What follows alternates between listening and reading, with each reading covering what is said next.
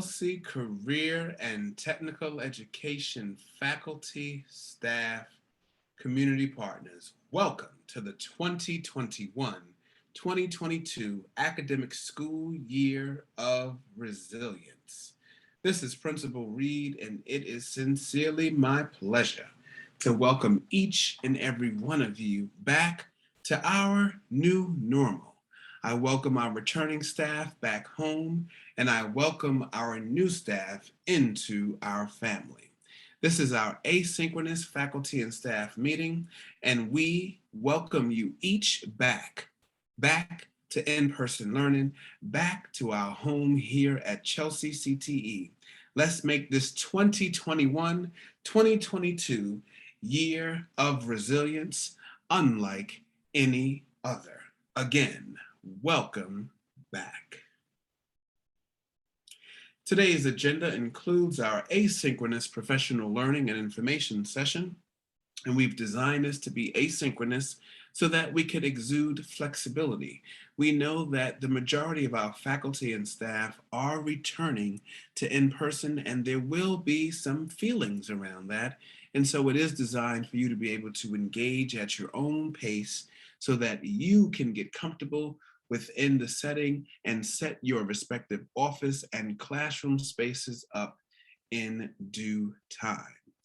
We will review the schedule for September 9th and September 10th. I will discuss the homecoming 2021 health and safety protocols. We'll look at our instructional focus for this year. And then you will continue learning asynchronously with our staff handbook and key chancellor's regulations, our general response protocols around safety, our BenQ or our new display boards, learning materials and resources, and then orientation and first days of school for our Lions, or our leaders, innovators, orators, newsmakers, and scholars that we know as our dynamic students here at Chelsea. You will hear me remind us all about community wellness very often. It's important to note that this quote, if you don't make time for your wellness and whatever wellness routines that you have, you may be forced to make time for your illness. And so here at Chelsea CTE, we know how to take care of ourselves as well as one another. And so just like we did last year, we will, and I do encourage you all to sign up for New York City Well's September Challenge. Registration is now open, and registration ends September 15th, and the September Challenge does start September 20th, and I believe it runs through approximately October 20th. Get your Fitbits, your Apple Watches, or whatever device that you have that monitors your steps, and let's walk together. Many of our staff members, myself included, have lost quite a few pounds just walking. We will continue to engage in Wellness Wednesdays at Chelsea CTE, where we engage in restorative circles. We do meditation and mindfulness activities in class. And so we want to make sure that we remind folks that Wellness Wednesdays will return. And you want to make sure that you do well to make sure that you get enough sleep each night. If you're into meditation and mindfulness practices, you practice that. Whatever it is that you do to balance your work life and your personal life, it is important to stay well.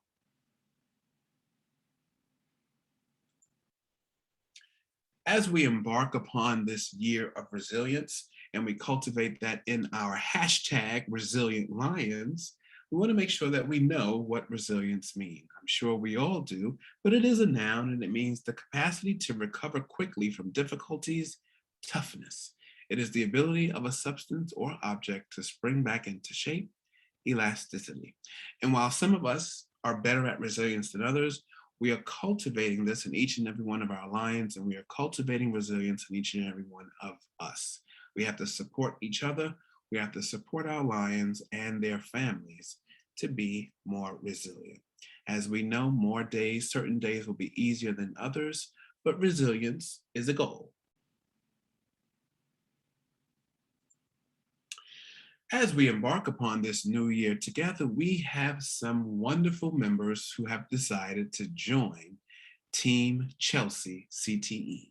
We start with Mr. Eliakim Agor, who's joining our special ed teaching team, Mr. Haido Arauz, who's our pupil accounting and purchasing secretary, Mr. Francisco Infante joins our school counseling team, Ms. Patricia Figueroa joins our special education team, Miss Jennifer Moreno is no stranger to Chelsea CTE. She worked with us as a community partner with the door, and I'm proud to announce that she is now a full-time member of Chelsea CTE. So welcome Miss Moreno to 5 days with us at Chelsea. We welcome back Miss Philanthrope as a general and special education teacher here. We welcome Dr. Tamara President as a CTE teacher on the CTE team. We also welcome back Mr. Miguel Puello, who was an SVA with us before, and he comes back with us, a CTE teacher in training, to work with us again this semester. We also have Mr. Niall Worm joining our special education team. And last, but certainly not least, we have pending joining our staff as a computer tech specialist, Mr. Elston Alexis. His paperwork is processing now through the human resources process. And as many of you know, that process can take quite a bit. So he is processing, but he will be joining our team shortly as our school computer tech specialist. As we welcome new members to our team, we have not lost, but we want to congratulate at least one member of our team who has been promoted. So we congratulate and we wish farewell to our own Miss Jiggets. She has been promoted to a school counselor in the Bronx. This picture of her is actually her in her new office in the Bronx. So we wish Miss Jiggets, we thank her firstly for her service, and we wish her well in her new role as a school counselor in the Boogie Down Bronx. Congratulations and farewell to Miss Jiggets. In addition, the completion of probation is such a wonderful experience and one that is well deserved by our very own Miss Mateo. As of September 9th, she has officially completed all requirements for her probationary service, and she is now a tenured member of our special education team. So congratulations, Miss Mateo. Job exceptionally well done, and we congratulate you on your completion of probation. You is tenured now. Congratulations. So our schedule for Thursday, September 9th, Teachers in Powers are on a 6-hour and 50-minute schedule. It is a professional development day, so your day runs from 8:15 to 3:05 p.m. All other staff titles, please follow your contractual time schedules, and if you have questions, please see Ms. Livingston. So this schedule is very flexible. As I said in the beginning, many of us are returning into the building since March of 2020. So we wanted to make sure that we design professional learning at your own pace. The two things in bold for Thursday are the non-negotiables, meaning I do need you to report at those respective times to those respective places. So from 8:15 to 10 a.m., some of you would have already completed this asynchronous PD session, as well as going through the safety deck and the handbook information asynchronously via the Google Classroom. Some others will spend time on the 9th doing that, and that's perfectly fine. If you've completed the asynchronous learning already, you will engage in classroom and office setup from 8:15 to 10. Continuing on from 10 to 11, again, more time to set up classrooms and offices. We want to make sure that our spaces are conducive for learning for all of our students. From 11 to 12, we will have a full staff meeting and connection circle in our gymatorium. Yes, new faculty and staff to our building. I did say that correctly, the gymatorium. It does serve as our gym space and auditorium. It is located on the first floor, adjacent kind of towards the entrance to where you came in this morning, right past the school safety desk. So from 11 to 12, I need all staff to report to the gymatorium at 11. From 12 to 12:45 is lunch, 12:45 to 3:05 is more classroom, office organization, and setup. And all UFT represented titles, there is a UFT meeting with our chapter leader, Miss Scott, in room 202 at the end of your scheduled day at 3:05 p.m. In terms of room organization and setup, what is it that we're asking you to do? You want to make sure that you have 34 student desks and chairs spaced out as best as you can. We are trying to follow CDC guidance of that 3 feet of social distancing to the best of our ability. So you will note that some of your furniture has already been tagged for removal. So we need you to remove the outdated books and materials and/or the items on the furniture tagged for removal, so that you can move classroom desks and chairs. You can space them out better so that we can follow that 3 feet of social distancing as best we can. We'll get into other mitigation elements and factors later, because the reality here at Chelsea CTE is that we're not going to be able to have that 3 feet everywhere at all times. You want to make sure that you have your laptop carts with computers. You want to make sure that you discard old materials and supplies using double trash bags. So we'll have trash bags on hand for all classrooms, and you want to double those trash bags before you put things in them, and lift them up physically to make sure you can carry them comfortably, so that our custodial staff can get those picked up and out the way as soon as possible.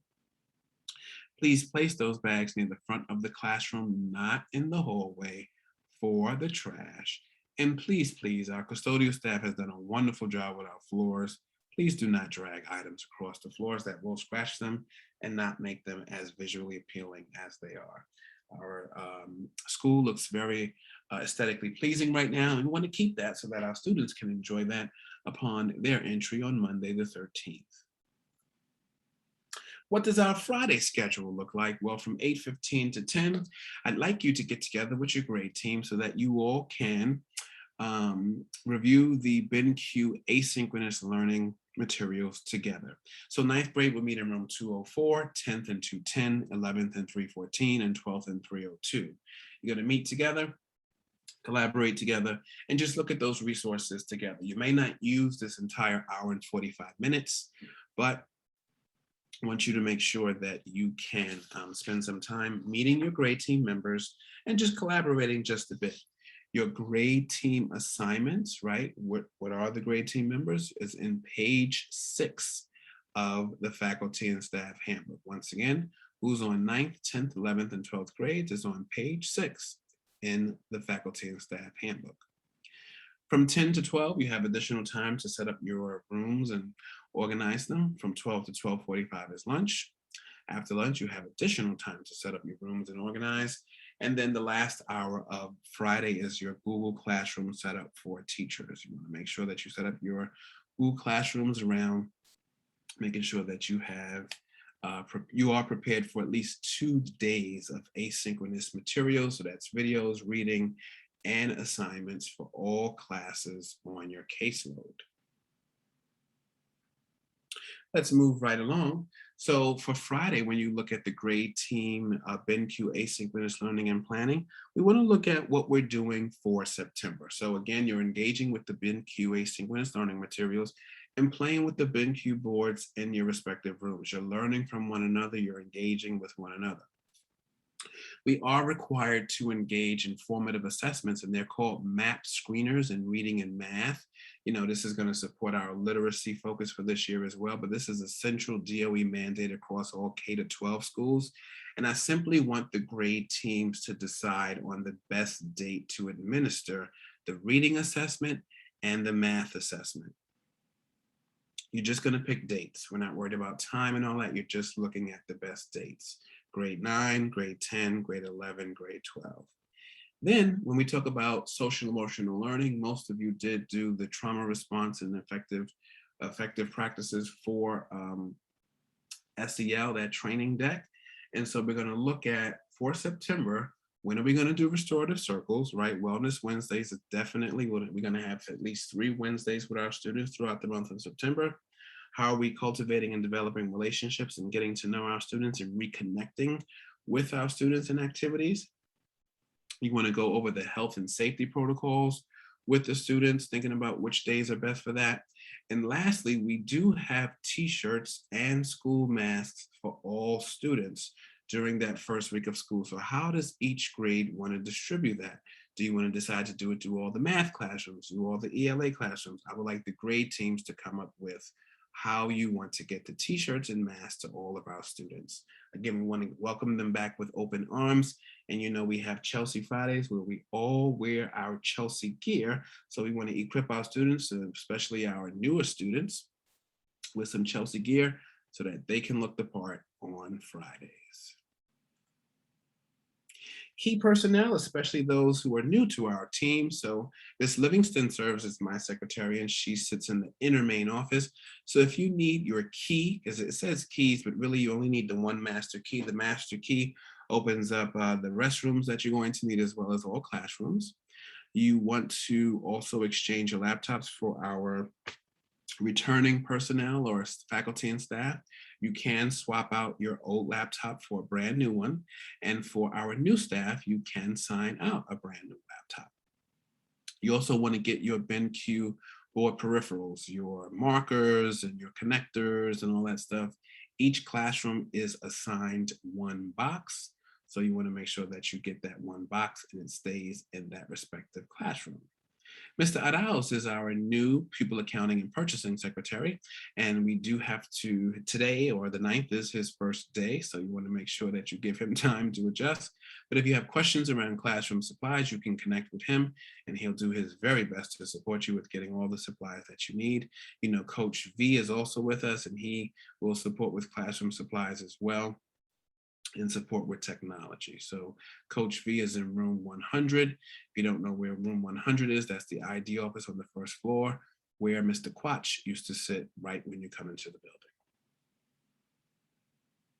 building. And I'm sorry, Mr. Arauz also sits in the main office with Miss Maxwell, our parent coordinator.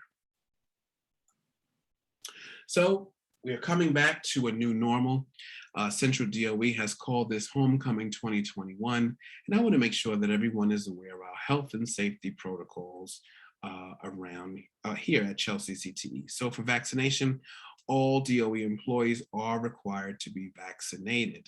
We have to each have received at least one dose of the COVID-19 vaccination by September 27th. Students are also strongly encouraged to be vaccinated as well. In fact, we are having a pop-up vaccination site this Monday through next Friday. So the 13th through the 16th, we will have testers on site. I'm sorry, not testers, but vaccination personnel on site to provide our students with the COVID-19 vaccinations. You can share that with your students and the information in terms of all consent forms and such will be on our website very shortly. Daily health screenings will be required, and I do encourage everyone, including our students, to complete this screening upon waking up. The purpose of the screening is to ensure that you are cleared to enter DOE facilities, and you do not want to make the trip down to work or up to work or from wherever you live, and then you're not cleared to enter the building. So every student and staff member must complete the health screening online before entering the building each day. And if you feel ill, you must stay home and get tested as soon as possible. That's why it's important that you do the health screening upon waking up. If you're not cleared, you know that you follow the absence procedures, by emailing absences, and you go ahead and make your way to get a COVID test. Thirdly, face coverings and personal protective equipment will be required. All students and staff must wear a face covering anywhere and everywhere on school property, regardless of vaccination status. The only exceptions to that rule will be those who provide a medical exemption. Those medical exemptions have to be submitted to me, which then have to be vetted by our medical team with Central DOE. So that applies to students and staff alike. Physical distance. So the CDC quote recommends schools maintain at least 3 feet of physical distance between students within classrooms to reduce transmission risk. When it is not possible to maintain a physical distance of at least 3 feet, it is especially important to layer multiple other prevention strategies such as screening testing. We will be doing the multiple other prevention strategies, screening testing. Our ventilation protocols are tight because we are in a place where we have all of our students have returned, so our classes are kind of maxed out. A lot of our classes are 25 or better students within each classroom. So when we cannot have the physical distance of at least 3 feet, we have other prevention strategies in place. And what are they? So our ventilation strategies, all ACs have the new MERV 13 filters contained within them. If you have specific questions around what MERV 13 filtration is, it is one of the highest levels of filtration in terms of germs, COVID-19 specifically, and other allergens that can make us sick. So all of our ACs have brand new MERV 13 filters installed within them just within the past week. Each classroom, as you'll note, has 2 air purifiers within it. Our air circulation system has been upgraded, and it does not recirculate the air in the classroom, but instead and in our offices, but it brings in fresh air and exhausts the room out to the atmosphere. Okay, so our ventilation systems are all updated and ready to go. In terms of cleaning, all classrooms and common areas will have hand sanitizer and disinfectant wipes available. Our high touch areas, such as doorknobs and water fountains, will be cleaned multiple times throughout the day, and classrooms will be cleaned using electrostatic technology daily. So the devices that look like the same devices that Ghostbusters use daily, well, our wonderful custodial staff will be using that technology across all of our classrooms, as well as the NYCI school classrooms on a daily basis. So what does the ventilation systems look like? So classroom air purifiers are in the top left. You see the new air circulation systems, and all of that is installed on our roof across the second floor. All of our ACs, whether it's the newer model Friedrich or the older model Friedrich air conditioners, they all have the MERV 13 filtration systems in them, or the filters rather. And then our air circulation system, you see that picture in the lower right corner, that is the air circulation. And if you're in a classroom or office that has that vent in it, you can hear it circulating the air. Again, it does not recycle the air. Instead, it takes out the classroom air and brings in fresh air from the outside. So we're in good shape in terms of our ventilation systems. And with COVID, the last thing with homecoming around health and safety, COVID-19 testing in school. So 10% of unvaccinated individuals who have submitted consent for testing will be tested on a bi-weekly basis. Again, this only applies to those who are unvaccinated, students and staff alike.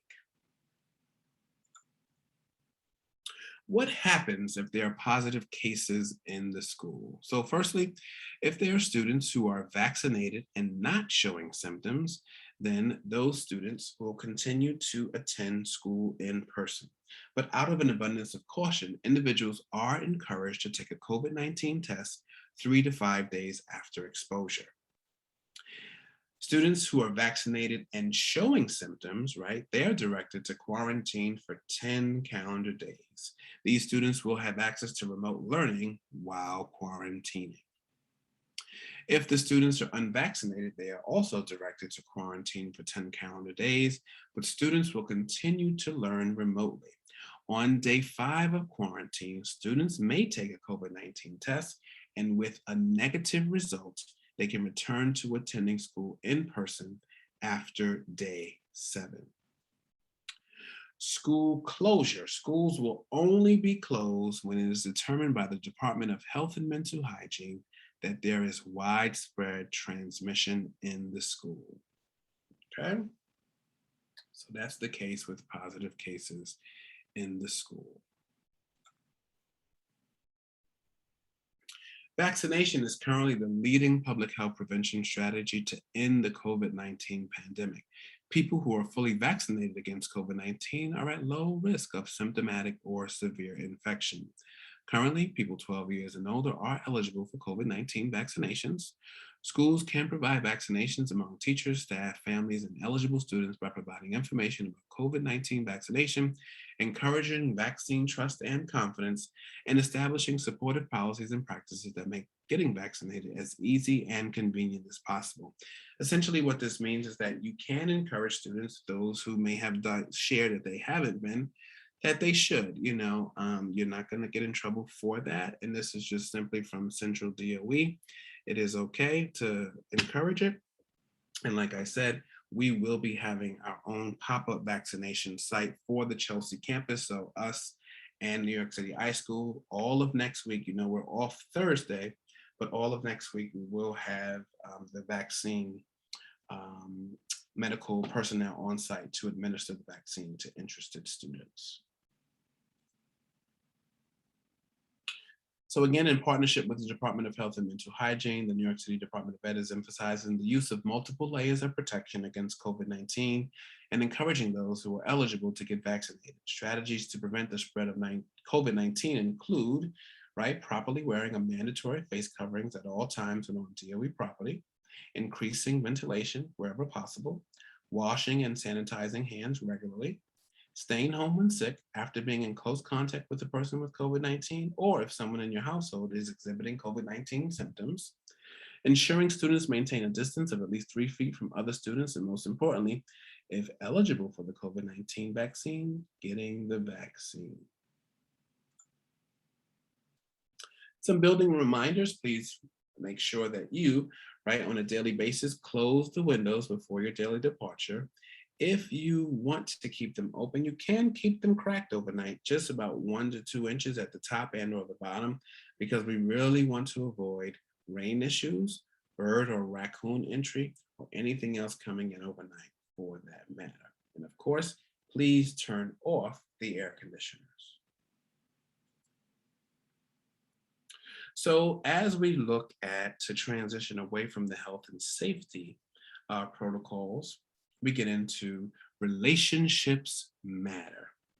As many of you know, I'm a firm believer in cultivating relationships among our staff and among our students. And so Rita Pearson, Every Kid Needs a Champion. I show this video every semester, every beginning of year. We will be the champions in our Lions' lives each and every day. And we will be champions for one another. So without further ado, let's look at Rita Pearson, Every Kid Needs a Champion. What will you design today? Start designing for free at canva.com. I have spent my entire life either at the schoolhouse, on the way to the schoolhouse, or talking about what happens in the schoolhouse. Both my parents were educators. My maternal grandparents were educators. And for the past 40 years, I've done the same thing. And so needless to say, over those years, I've had a chance to look at education reform from a lot of perspectives. Some of those reforms have been good. Some of them have been not so good. And we know why kids drop out. We know why kids don't learn. It's either poverty, low attendance, negative peer influences. We know why. But one of the things that we never discuss, or we rarely discuss, is the value and importance of human connection, relationships. James Comer says that no significant learning can occur without a significant relationship. George Washington Carver says all learning is understanding relationships. Everyone in this room has been affected by a teacher or an adult. For years, I have watched people teach. I have looked at the best and I've looked at some of the worst. A colleague said to me one time, they don't pay me to like the kids. They pay me to teach a lesson. The kids should learn it. I should teach it. They should learn it. Case closed. Well, I said to her, kids don't learn from people they don't like.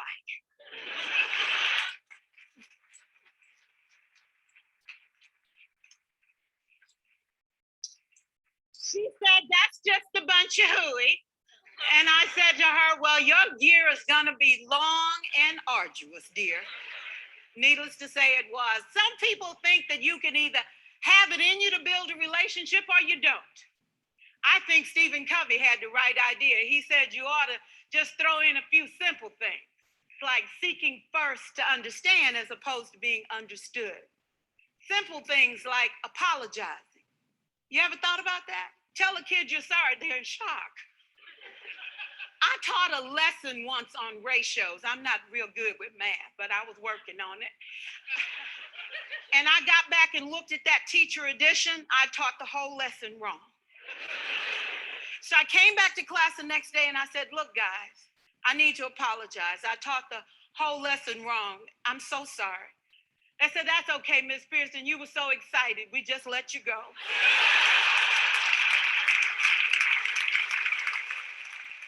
I have had classes that were so low, so academically deficient that I cried. I wondered, how am I going to take this group in 9 months from where they are to where they need to be? And it was difficult. It was awfully hard. How do I raise the self-esteem of a child and his academic achievement at the same time? One year I came up with a bright idea. I told all my students, you were chosen to be in my class because I am the best teacher and you are the best students. They put us all together so we could show everybody else how to do it. One of the students said, really? I said, really? We have to show the other classes how to do it. So when we walk down the hall, people will notice us. So you can't make noise. You just have to strut. And I gave him a saying to say, I am somebody. I was somebody when I came. I'll be a better somebody when I leave. I am powerful and I am strong. I deserve the education that I get here. I have things to do, people to impress, and places to go. And they said, yeah. You say it long enough, it starts to be a part of you. And so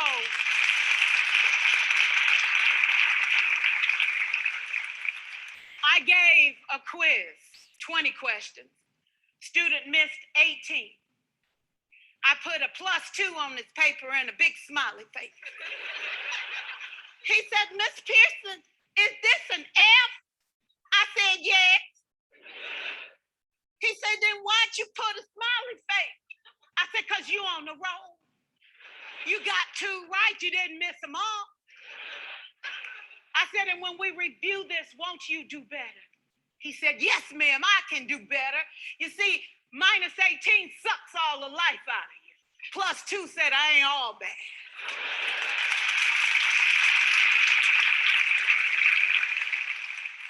For years, I watched my mother take the time at recess to review, go on home visits in the afternoon, buy combs and brushes and peanut butter and crackers to put in her desk drawer for kids that needed to eat, and a washcloth and some soap for the kids who didn't smell so good. See, it's hard to teach kids who stink.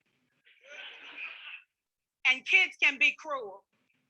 And so she kept those things in her desk, and years later, after she retired, I watched some of those same kids come through and say to her, you know, Miss Walker, you made a difference in my life.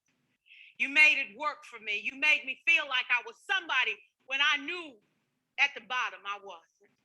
And I want you to just see what I've become. And when my mama died 2 years ago at 92, there were so many former students at her funeral. It brought tears to my eyes, not because she was gone, but because she left a legacy of relationships that could never disappear. Can we stand to have more relationships? Absolutely. Will you like all your children? Of course not. And you know your toughest kids are never absent. Never. You won't like them all, and the tough ones show up for a reason. It's the connection, it's the relationships. And while you won't like them all, the key is they can never, ever know it. So teachers become great actors and great actresses, and we come to work when we don't feel like it, and we listen to policy that doesn't make sense, and we teach anyway. We teach anyway because that's what we do. Teaching and learning should bring joy.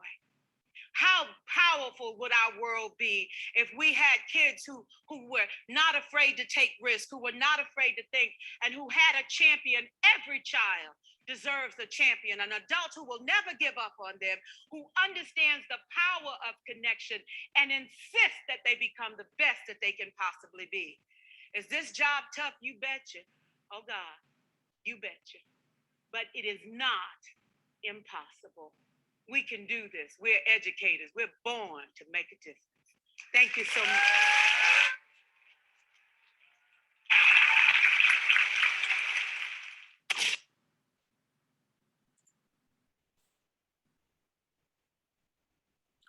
Teaching and learning should bring joy. Every child deserves a champion and expects the very best. That expects the very best from said child. Rita Pearson. Take a moment to reflect on that video.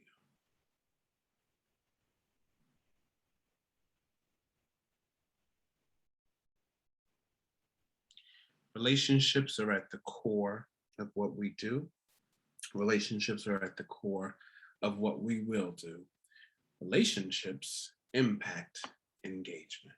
And as we look at our instructional focus for this year, it'll focus on three key things: criticality, equity, and literacy across content areas. Most of us and the Chelsea staff have heard about criticality through the work of Professor Gholdy Muhammad. Her text, Cultivating Genius, an Equity Framework for Culturally and Historically Responsive Literacy, is work that we've embarked upon last school year. But what is criticality? It is the capacity to read, write, and think in ways of understanding power, privilege, social justice, and oppression, particularly for populations who have been historically marginalized in the world. So we will be looking at criticality this school year. In terms of equity, we always provide our students with equitable access to all of our opportunities, academic content, and coursework. But specifically for this school year, we will look at grading for equity through Joe Feldman's work of the same title, Grading for Equity. His text reads what it is, why it matters, and how it can transform schools and classrooms. And lastly, we will engage in our continued work of literacy across all content areas. For the 2019-2020 academic school year, we started this work. And unfortunately, in March of 2020, we know we had to quickly pivot into a remote learning environment. But as we know, in order to prepare all of our students to be the dynamic, competitive members of our 21st century society, they must know how to read well, write well, collaborate well, speak well, and listen well. And for that, we will continue with literacy across all content areas. So that's a simple preview about instructional focus, and we will speak more about it as the month goes on and as we embark in October.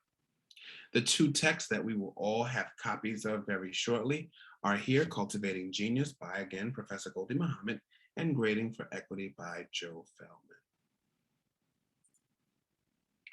I'm now going to review some key Chancellor's regulations very briefly. For the complete list of regulations, the hyperlink is at the bottom on the DOE website. A420, pupil behavior around discipline and corporal punishment. Corporal punishment is defined as any act of physical force used on a student for the purpose of punishing a student is strictly prohibited. The only exception is the use of reasonable force to protect yourself, another staff member, or student from harm, to protect the property of the school or others, restrain or remove a student whose behavior is interfering with the orderly exercise of school functions. But all reasonable alternative procedures to physical force are expected to be employed first. So please be mindful and be careful when you are putting your hands on a student. I would strongly recommend that if at all possible, you do not put hands on a student for any reason. Verbal abuse, what is it? It is defined as not corporal punishment, but is separately prescribed by this regulation. Prohibited verbal abuse includes language that tends to cause fear or physical or mental distress, discriminatory language based on race, color, national origin, alienage, citizenship status, ethnicity, religion, gender, disability, or sexual orientation, which tends to cause fear or physical and or mental distress. It is language that tends to threaten physical harm or language that tends to belittle or subject students to ridicule or is abusive or threatening. Again, avoid verbal abuse. What is A420, sexual misconduct? This regulation covers sexual conduct or relationship between a DOE employee and a student, regardless of that student's age and or consent.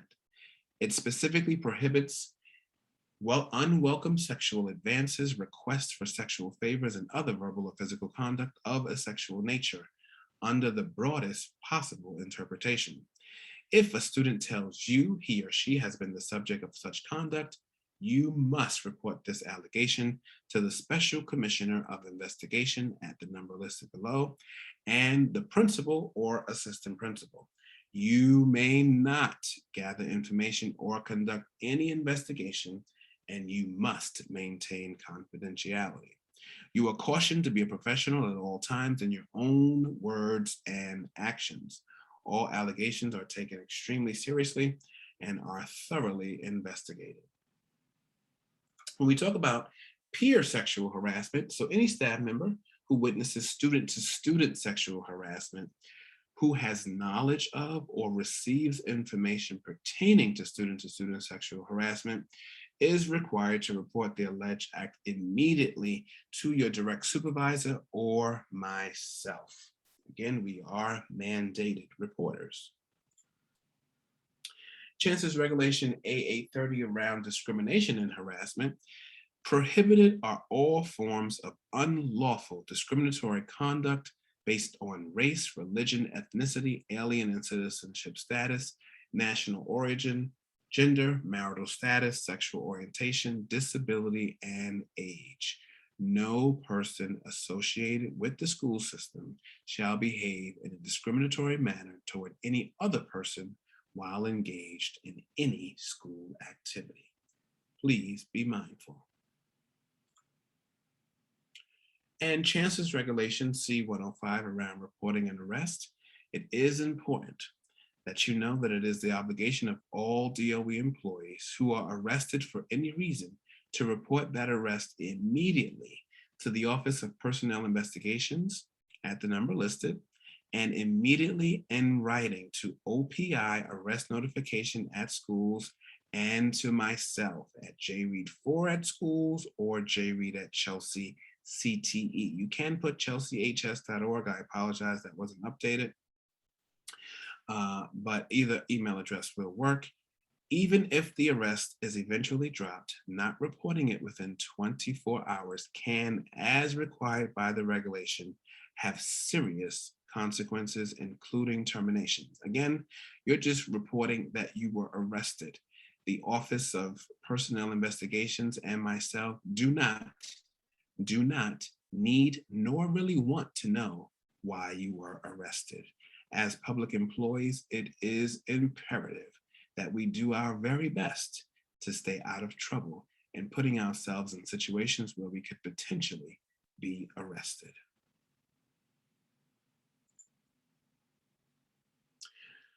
So let's transition to the first 3 weeks of school, right? We want to make sure that the month of September that we engage our students in activities that are going to, again, reconnect and build relationships and provide students with an instructional overview, provide some formative assessments to understand where they are in terms of their literacy abilities and what they need moving forward. So Ideas for the first week of school, the first weeks of school include relationship building. So you're going to reconnect in a physical learning environment. You're going to do community building exercises. You're going to have class icebreakers, and you're going to do restorative circles. For those new staff members who may not have engaged in restorative circles, when you meet in your grade teams, you can survey the staff to see who has done restorative circles and partner and say, listen, do you want to swap classes for a session so you can run a restorative circle? Or if depending on the number of students in class that day, you might want to merge classes and do a joint restorative circle, again, with safe social distancing in place. But again, it all depends on what you want to, how you want to make that arrangement. So be mindful of that.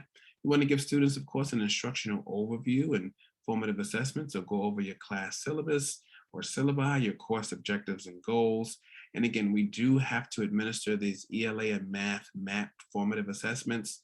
I'm forgetting what the MAP stands for. I believe that is the company that provides the assessment, but we do have to administer that before mid-October. So I want grade teams to decide on the date by which you think is best to do so.